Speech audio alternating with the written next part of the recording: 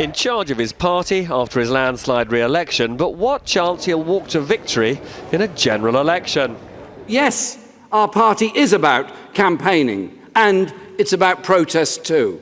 But most of all, it's about winning power in local and national government to deliver the real change our country so desperately needs. So Jeremy Corbyn praised former critics like the Mayor of London, Sadiq Khan, the first Muslim mayor of a Western capital city, who didn't seem that impressed. It's not just about unity, though. It's also about dealing with a toxic charge against the party. This party always has and always will fight against prejudice and hatred of Jewish people with every breath in our body. And no speech this week was complete without an attack on the billionaire Sir Philip Green. Well, government might be a bit more efficient if the super rich like Sir Philip actually paid their taxes. Now, he didn't announce many new initiatives. A rise in business taxes to pay for student grants, a ban on arms sales to Saudi, more power for trade unions, and I'm announcing that Labour will remove the artificial borrowing cap and allow councils to borrow against their housing stock.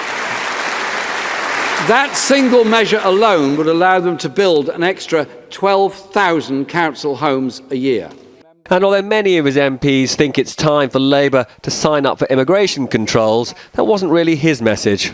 A Labour government will not offer false promises on immigration, as the Tories have done. We will not sow division by fanning the flames of fear. We will tackle the real issues of immigration instead. It isn't migrants that drive down wages. It's exploitative employers and the politicians who deregulate the labour market and rip up trade union rights. And as for the most important policy challenge of our age, how to leave the European Union, this was largely a policy-free zone. We're not helped by patronising or lecturing those in our communities who voted to leave. We have to hear their concerns about jobs, public services, wages, immigration, a future for their children. And we have to respect their votes and the decision of the British people.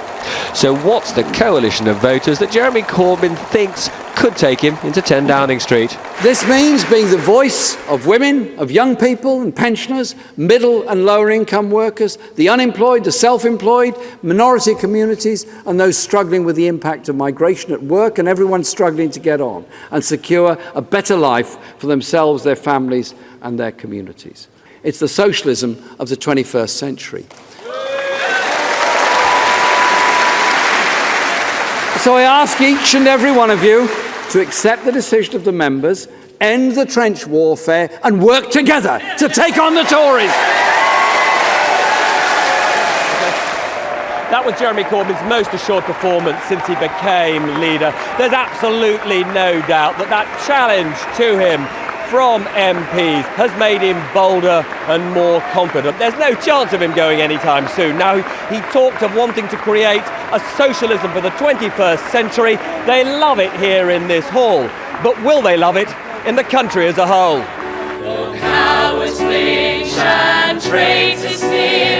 The famous socialist anthem for a party more avowedly socialist than it's been since the early 1980s. They sang along here enthusiastically, but will the Labour MPs who hate Corbyn sing in harmony in the months and years ahead? Robert Peston, News at 10.